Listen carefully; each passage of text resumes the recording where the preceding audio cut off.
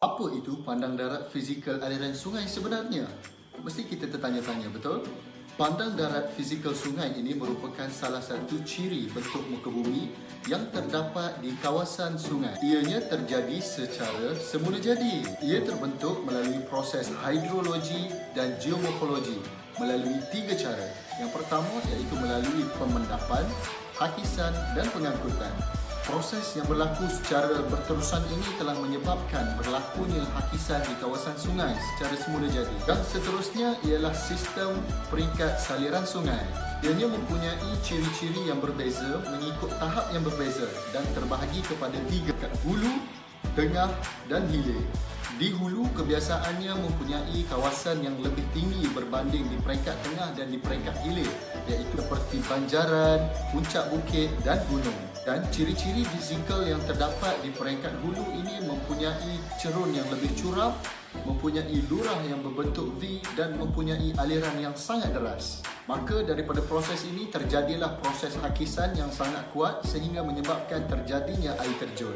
Proses yang kedua iaitu proses peringkat tengah, di mana proses peringkat tengah ini merupakan peringkat mempunyai bentuk muka bumi yang sangat landai dan di kawasan tanah pamah yang beralun-alun. Selalunya di peringkat tengah ini mempunyai kawasan ataupun lurah yang berbentuk U dan bentuk muka bumi yang akan terhasil di kawasan tengah seperti likuan sungai disebabkan oleh hakisan dan pengangkutan air secara berterusan.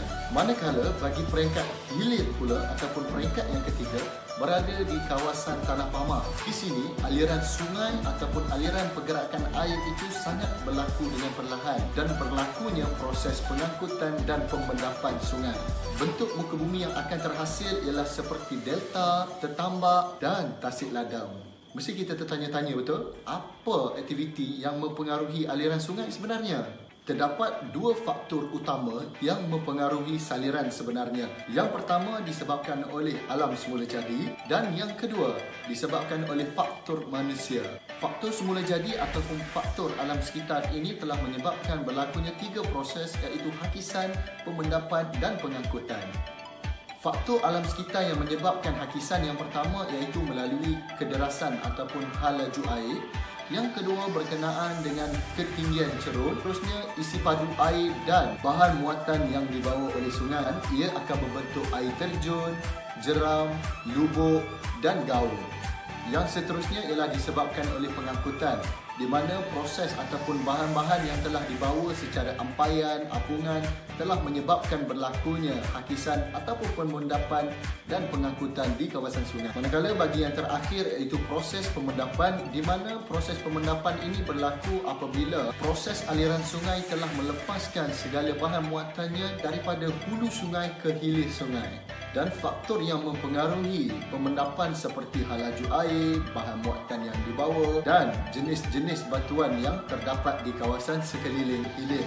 Maka terbentuklah dataran banjir, tertambak dan delta di kawasan hilir sungai. Manakala bagi faktor manusia pula seperti aktiviti pelancongan, aktiviti sukan air dan aktiviti pembinaan juga turut mempengaruhi sistem saliran sungai sebenarnya. Sebagai contoh, satu aktiviti pembalakan yang akan menyebabkan bahan muatan yang dibawa seperti pasir akan dimendapkan di kawasan hilir sungai.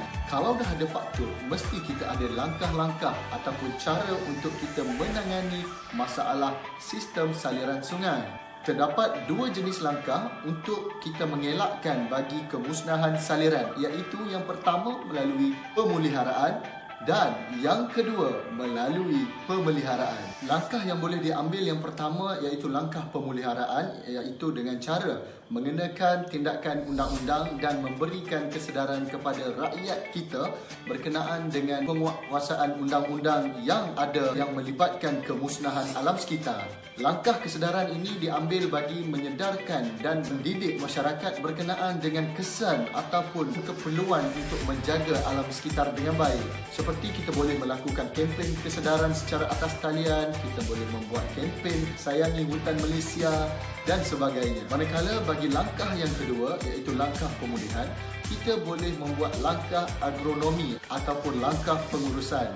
Agronomi ini merupakan salah satu cara bagaimana kita menanam kembali pokok-pokok di kawasan yang telah digondol bagi memastikan kestabilan di cerun seperti pokok buluh ataupun rumput yang bersifat kekal. Ini merupakan salah satu cara ataupun ikhtiar yang kita boleh laksanakan di Malaysia sebenarnya. Jadi ingat, sayangi sistem saliran anda kerana saliran air inilah merupakan salah satu keperluan kita pada hari ini. Bye-bye.